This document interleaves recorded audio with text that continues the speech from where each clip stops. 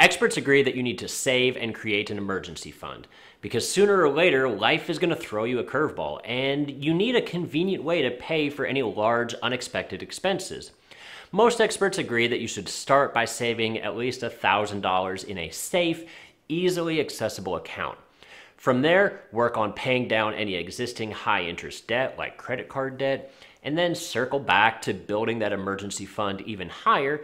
Usually recommend somewhere between 3 to 6 months worth of living expenses is recommended. But as you're building your emergency fund, where should you keep your money? Should you just keep it in a regular checking account, stuff it under your mattress? Like, what should you do with this stuff? And once we start working towards our long-term goal of 3 to 6 months worth of living expenses, that can add up to a fairly significant amount, potentially $10, $20, or $30,000 or more worth of savings, depending on your family size and spending habits. Having that much money collecting dust in a regular old checking account not earning anything at 0.01% interest rate sucks. Look at it this way. If we assume a long-term goal of achieving a $20,000 emergency fund, if you just earned the standard 0.01% interest a checking account would give, then over a 20-year time span, you would have only earned $40 in interest. Useless. However, if we do something more productive with that money, but still keep it relatively safe, and instead earn, let's just say, a 6% return, then over those same 20 years, our emergency fund will have grown and more than tripled to over $64,000. So where should we keep our money? Well, let's just start with our first goal of achieving a $1,000 emergency fund. This is when we first are starting out with our savings journey, and as such, we probably want to be the most conservative with our money. As such, most people recommend a high-yield savings account from a bank or a credit union.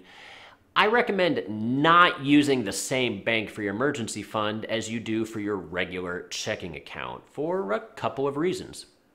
First, you're going to want to be able to pick whatever bank gives you the highest interest rates and the best terms. But also because when I log into my checking account to pay my bills or check my balance, I don't want to see a separate account for savings in my banking app.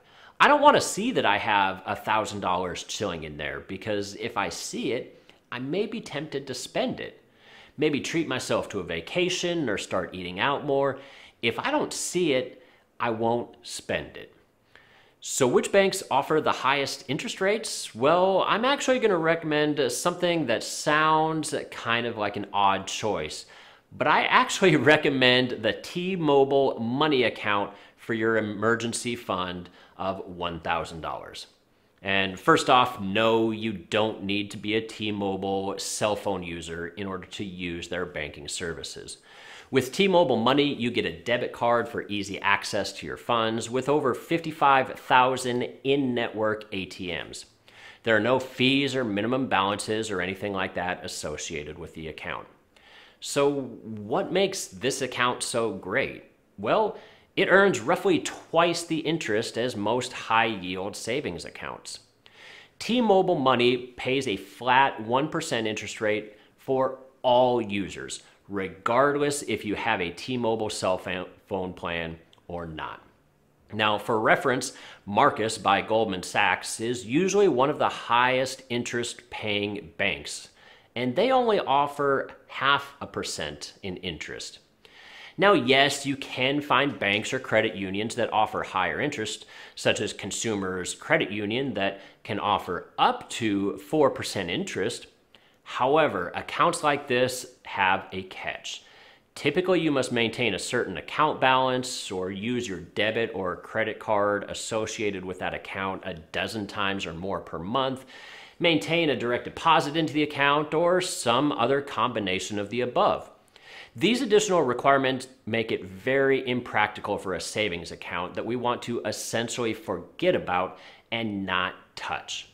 And while the T-Mobile Money account can theoretically earn a higher rate of return by jumping through some of these same hoops, everyone at minimum is guaranteed to earn 1%, which, like I said, is twice what most banks pay. Now, once you achieve your $1,000 savings goal and have eliminated any bad debt, it's time to start saving for that larger emergency fund. For this savings account, we will want to be safe and not put our money at risk with volatile investments, but we will likely want to be slightly more aggressive with our money and earn something higher than just a 1% yearly interest rate like the T-Mobile Money account. Instead, what I suggest is to first open a Roth IRA. You can open an account for free at major brokerages like Fidelity, Charles Schwab, TD Ameritrade, or many others. And from there, we're going to want to start investing in something that is relatively safe and liquid, something that we can easily sell and get our money back quickly. So we're not using this account to buy our shares in Tesla or GameStop or any other stock that is super volatile. Instead, I like owning an index fund full of utility companies, something like stock ticker VPU. VPU owns a variety of different utility companies, so things like electric companies, natural gas, etc. While the stock price will obviously fluctuate up and down, utility companies are relatively consistent because even when the economy sucks, people still need heat, air conditioning, drinking water, etc. As such, utility companies can provide relatively stable returns even in a bad economy. In the last 10 years, VPU has returned roughly 10.4% annually, in addition to paying consistent dividends of 3%. And the best part is, since you're holding these funds inside a Roth retirement account, any gains you're going to be making from this is going to be 100% tax-free.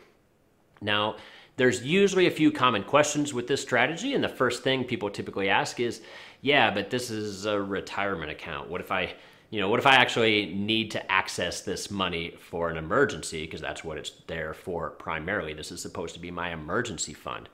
Aren't I going to be paying all kinds of crazy fees or penalties if I need to take money out of that retirement account to pay for this emergency? And the answer to that is no, you won't. One of the great things about a Roth IRA is the flexibility they offer, because at any time and for any reason, you can withdraw your contributions tax and penalty free. You only get charged a penalty and pay taxes if you attempt to withdraw your earnings. So what do I mean by that? Well, let's say you deposit $5,000 a year for 4 consecutive years to achieve your goal of having a $20,000 emergency fund. And let's just say that in year 7, you need to access a little bit of that money. However, that money has had 7 years to grow and compound. So let's just say that now your account balance is $30,000. So you've earned $10,000 in some combination of interest or capital appreciation. Now at any point, you can withdraw your original $20,000 tax and penalty free, because that is what you contributed. $5,000 a year for 4 years, you contributed $20,000. So at any point, you can withdraw $20,000 tax and penalty free. However, if you attempt to pull out any more money and try to pull out any of that $10,000 in gains, then you will face penalties on that $10,000 and have to pay taxes alongside of it. The best part is, if you do need to withdraw money for an emergency, you have the option to replace that money within 60 days. This can be really nice since retirement accounts have a yearly contribution limit that limits the amount of money that you can put into these accounts each year. Simply by replacing that money that you had to previously withdraw within the last 60 days does not count towards these annual limits. Now, some people will argue that you shouldn't invest in anything that can theoretically lose value as part of your emergency fund. And while I can understand that argument, I think you need to weigh the pros and cons. And if we look at VPU's historical performance, only one time in the last 16 years since this fund was created has it lost any significant amount of value. And this was during 2008, during the worst financial crisis the world has ever known, when pretty much any asset that people owned was going down in value significantly. Otherwise, the fund has been relatively stable and profitable. So in the long run, this investment strategy will pay off and be very profitable. The only risk is if the market tanks immediately after you invest your money. If instead you had invested just 1 or 2 years earlier in 2006 or 2007, and this money had had a year or two to grow, then the gains under your belt would offset this big negative hit in 2008, and it really wouldn't hurt you that much. Instead, it would simply put you back closer to your original investment amount. So for a second, let's imagine an absolute worst case scenario where the market drops 20% immediately after investing your money, and you have an emergency at that exact moment. So now in this situation, your $5,000 that you had put into your larger emergency fund has lost some value, and now it is only worth $4,000, plus your $1,000 in the T-Mobile money account. So now you have $5,000 total, where if you had not done anything and just put it in the bank, you could have had $6,000 had you not invested the money in the first place. So there's only this very small window, that window between $5,000 to $6,000, that $1,000 where you would have been safe had you not invested, as opposed to potentially being in danger if you had invested. And this is because if your emergency cost $7,000, you would be screwed either way because you never had that much money in the first place. And if your emergency only cost $3,000, then you're still safe either way. Only that small window between $5,000 to $6,000 are you at risk, and even then, only if you have an emergency, and only if the market tanks immediately after investing, as opposed to having at least a year or two down the road for your investment to grow and compound a little bit. Now, the odds of that happening, in my opinion, are pretty ridiculously low, and as such is worth the risk.